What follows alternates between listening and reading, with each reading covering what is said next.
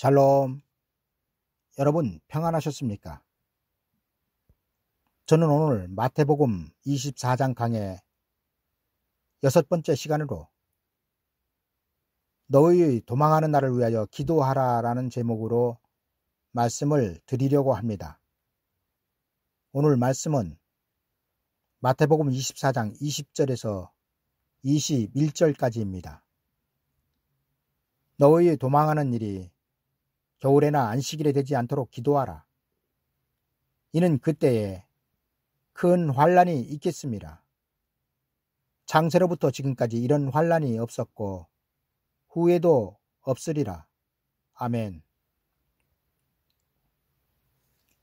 오늘 말씀은 창세로부터 지금까지 없었던 전무후무한 환난에서 도망가는 날이 겨울에나 안식일이 되지 않도록 기도하라는 말씀입니다. 이 말씀에서 우리는 몇 가지를 생각해 볼 수 있을 것 같습니다. 첫 번째로 어디로 도망을 가야 하는가입니다.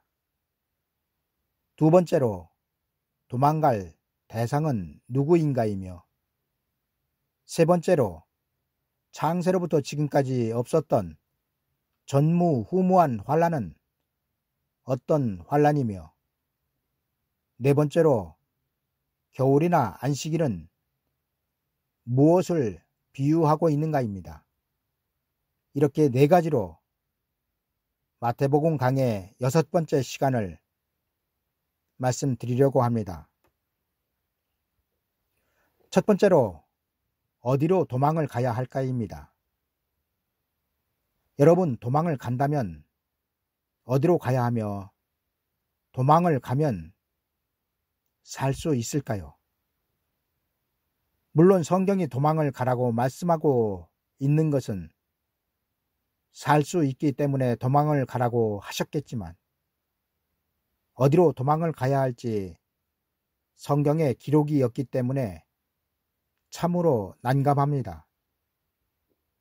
하나님께서 도망을 갈 대상들에게 너희는 이러이러해서 어디로 도망을 가야 살 수 있다 말씀해 주셨다면 고민할 필요도 없겠지만, 성경에는 도망갈 장소를 기록하고 있지 않습니다.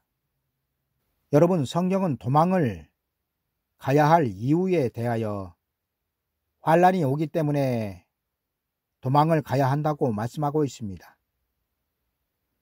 그렇다면 이 환난을 피하여 도망을 갈 장소는 어디일까요? 이에 대하여 성경은 산으로 도망을 가라고 기록하고 있습니다. 그런데 왜 오늘 말씀인 마태복음 24장에서는 산으로 도망가라는 말씀이 기록되지 않고 있을까요? 여러분, 그 이유는 산으로 도망하는 것이 비밀이기 때문입니다. 마태복음 24장은 예수 그리스도의 재림의 때에 있을 징조에 대하여 제자들이 물었을 때 예수님께서 답을 하신 말씀을 기록해 놓은 것입니다. 그리고 오늘 말씀은 그 징조들이 나타날 때 도망을 가라는 것인데, 그 도망갈 장소가 산이란 말씀을 드리는 것입니다. 그렇다면 왜 징조들이 나타날 때 산으로 도망을 가야 할까요? 여러분, 그 이유는 산으로 도망한 자들을 하나님은 환난에서 보호하실 것이기 때문입니다. 하나님은 솔로몬을 통하여 지은 예루살렘 성전을 새가 날개치며 그 새끼를 보호한 같이 보호할 것이라고 이사야서에서 말씀하셨습니다. 그리고 지금 예루살렘 성전이 없는 시대에 하나님은 하나님의 법궤가 그 심령 가운데 있는 성도들을 옛날 예루살렘 성전을 보호하셨듯이 환난이 올 때 보호하실 것입니다. 그런데 문제는 비록 심령 가운데 하나님의 법궤가 있다 하여도 산으로 도망을 가지 않는 사람은 하나님의 보호를 받지 못한다는 것입니다. 여러분, 그렇다면 환란이 올 때 하나님의 보호를 받기 위하여 도망을 가야 할 산은 어떤 산일까요? 여러분, 그 산은 자산이며 여호와의 산입니다. 이사야서 13장 2절입니다. 너희는 자산 위에 기호를 세우고 소리를 높여 그들을 부르며 손을 흔들어 그들로 존귀한 자의 문에 들어가게 하라.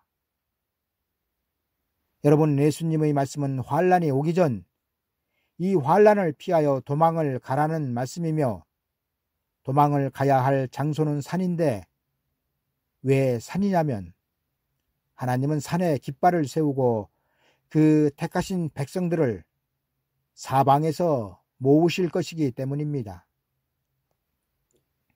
그리고 깃발을 세울 그 산은 자산이며 여호와의 산이라고 성경은 기록하고 있습니다. 그러나 여러분, 이 세상에는 성경에서 말씀하고 있는 자산이나 여호와의 산은 없습니다. 그렇다면 성경이 말씀하고 있는 자산이나 여호와의 산은 어떤 산일까요?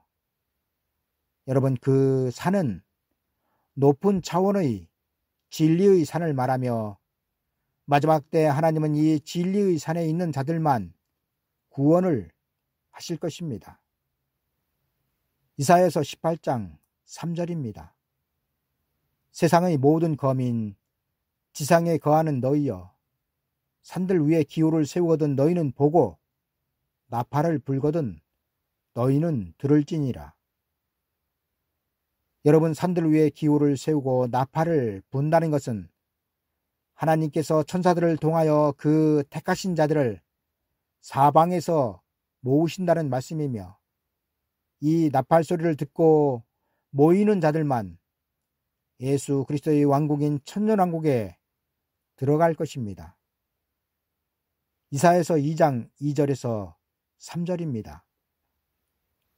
만일에 여호와 일전의 산이 모든 산 꼭대기에 굳게 설 것이요 모든 작은 산 위에 뛰어나리니 만방이 그리로 모여들 것이라. 많은 백성이 가며 이르기를 오라, 우리가 여호와의 산에 오르며 야곱의 하나님의 전에 이르자. 그가 그 도로 우리에게 가르치실 것이라. 우리가 그 길로 행하리라 하리니 이는 율법이 시온에서부터 나올 것이요 여호와의 말씀이 예루살렘에서부터 나올 것임이니라. 여러분, 여호와의 산에서 우리에게 가르치실 진리는 예수 그리스도께서 오셔서 구원하실 구원의 진리이며, 이 진리는 하나님께서 아브라함에게 언약하시고 이삭에게 맹세하셨으며 야곱에게 법으로 세우셨던 하나님의 구원의 끝인 천년왕국으로의 구원을 말하며, 천년왕국으로 들어갈 구원의 진리를 하나님은 천사들을 통하여 깃발을 세우고 백성들에게 전하실 것이며, 그 백성들 중 깨어있는 자들만 천사들의 부름에 응답할 것입니다. 두 번째로 도망갈 대상은 누구인가입니다. 여러분, 과연 높은 차원의 진리의 산으로 도망갈 대상은 누구일까요? 예수 그리스도께서 도망갈 대상을 세상 사람들을 두고 말씀하셨을까요? 여러분, 세상 사람들에게 하나님은 관심이 없으십니다. 왜냐하면 예수 그리스도 재림 때에는 예수 그리스도를 구세주로 믿었던 사람들마저도 천사들을 통하여 사방에서 부르는 나팔 소리를 듣지 못하면 버림을 받게 되는 상황에 하나님께서 예수 그리스도를 믿지 않고 구원의 대상조차 되지 못하는 사람들까지 염려하셔서 환란이 오기 전 도망가라고 말씀하시지 않으셨기 때문입니다. 여러분, 따라서 환란이 오기 전 도망을 가야 할 대상은 세상 사람들이 아니라 이미 예수 그리스도를 믿고 있는 성도들이며, 예수 그리스도를 믿고 있는 성도들 중에서도 깨어있어 천사들의 나팔 소리를 듣는 자들만 구원하실 것입니다. 저가 큰 나팔 소리와 함께 천사들을 보내리니 저희가 그 택하신 자들을 하늘 이 끝에서 저 끝까지 사방에서 모으리라. 세 번째로 창세로부터 지금까지 없었던 전무후무한 환난은 어떤 환난인가입니다. 많은 분들은 창세로부터 지금까지 없던 환난이 세상에 임하는 환난으로 알고 계시겠지만 창세 전에도 그리고 후에도 없을 이 환난은 교회에 임할 환난입니다. 왜냐하면 예수 그리스도께서 너희의 도망하는 일이라고 말씀하셨기 때문입니다. 예수님이 말씀하신 너희는 바로 예수 그리스도를 구세주로 믿고 있는 성도들을 말씀하고 있으며 도망할 대상은 하나님의 백성들이기 때문입니다. 그렇다면 하나님은 왜 교회에 이런 환난을 주시는 것일까요? 여러분, 이 환난은 알곡과 쭉정이가 나눠지며 예수 그리스도란 그물 안에 있는 고기 중에서 좋은 고기, 나쁜 고기를 가려내는 것이기 때문에 교회의 환난이 되는 것입니다. 여러분, 장차 교회는 넓은 문과 넓은 길을 전하는 은혜시대 교회와 좁은 문, 좁은 길을 전하는 환난시대 교회로 나누어질 것입니다. 그리고 은혜시대 교회는 천국 복음을 전하지만 환난시대 교회는 영원한 복음을 전하게 될 것입니다. 그리고 이것이 교회의 환난이 되는 것입니다. 여러분, 교회의 환난은 세상 사람들과는 상관이 없는 환난이며 이 환난으로 슬기로운 다섯처녀와 미련한 다섯처녀가 갈라지게 될 것입니다. 네 번째로 겨울이나 안식일은 무엇을 비유하고 있을까요? 여러분, 겨울은 추운 계절입니다. 그리고 이는 마지막 때 구원의 대상인 하나님의 백성들의 신앙 상태를 말씀하고 있습니다. 다시 말씀드리면 시험에 들어있는 상태이거나 아니면 게으르고 나태한 믿음일 때 하나님께서 보내신 천사들의 나팔이 울리지 않기를 기도하라는 것입니다. 여러분, 마지막 때 깨어있지 못한 신앙이라면 나팔 소리를 듣지 못할 뿐만 아니라 때를 따라 나눠주는 양식을 먹을 수 없습니다. 이 때문에 요한계시록 2장과 3장에서는 말세에 예수 그리스도를 영접해야 할 교회들에게 계속하여 성령이 교회들에게 하시는 말씀을 들으라고 기록하고 있는 것입니다. 여러분, 요한계시록 2장과 3장에 나오는 에베소, 서머나, 버가모, 두아디라, 사대, 빌라델비아, 라오디게아 7교회는 장차 예수 그리스도께서 재림하실 때 그를 영접하여 천년 왕국으로 들어갈 환란 시대의 촛대 교회들을 나타내고 있으며 그 교회들에게 마지막 때 정신을 차리고 지켜야 할 믿음의 상태를 요한계시록 2장과 3장은 기록하고 있습니다. 그런데 이 7교회에 빠지지 않고 기록하여 경고하고 있는 말씀이 무엇인지 아십니까?